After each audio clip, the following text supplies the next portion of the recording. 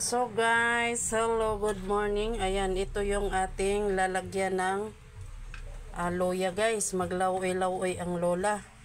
Ito ay ulam na unique. Ito yung harvest ko kanina sa bubong ng mga loya. At meron tayong konting daing dyan na galing sa Zamboanga pa ito. Dumadayo, bigay ng aking kapatid. Ayan. Balo kung tawagin sa amin na bulad. Dito is batalay. Ayan, daing na batalay.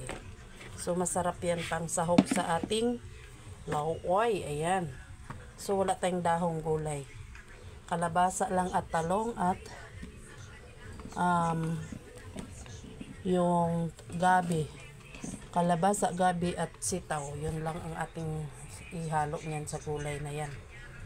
So magpakulo tayo ng tubig ngayon at hugasan natin ang ating tanglad. So yun lang po, pakuluin natin yan. Lagay natin yung sibuyas at kamatis at magaya tayo ng loya. Yan guys, yung ating binayat na loya. So pagkulo niyan, lagay na natin yung ating ibang gulay.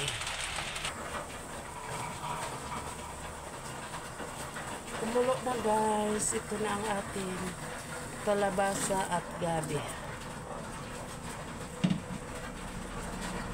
Pagkalambot yan, isunod na natin yung ating sitaw at talong at ang ating daing.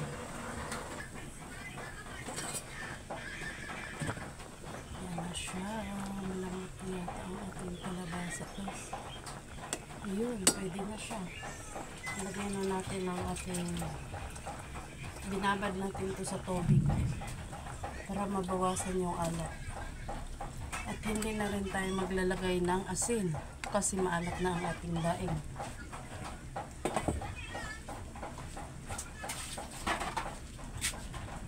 At pwede na rin natin ilagay yung ating sitaw at talong. Ganun lang kasimple ang lutong Bisaya guys. Ito ay lutong Bisaya, lawoy kung tawagin. Ang kulang nito ay dahon ng malunggay. Hindi na ako namitas ng dahon ng malunggay sa taas kasi konti na pa lang. Hindi pa nakausbong.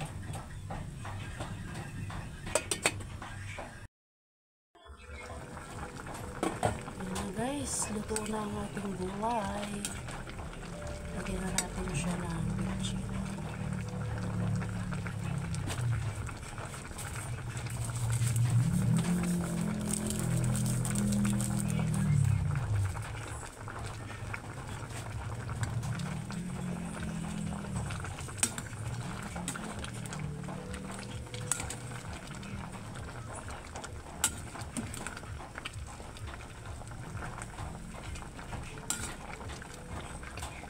Ang daing.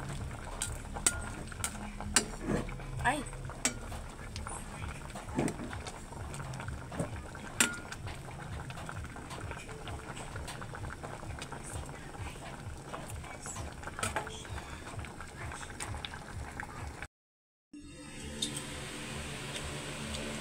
Ulam sa mahirap.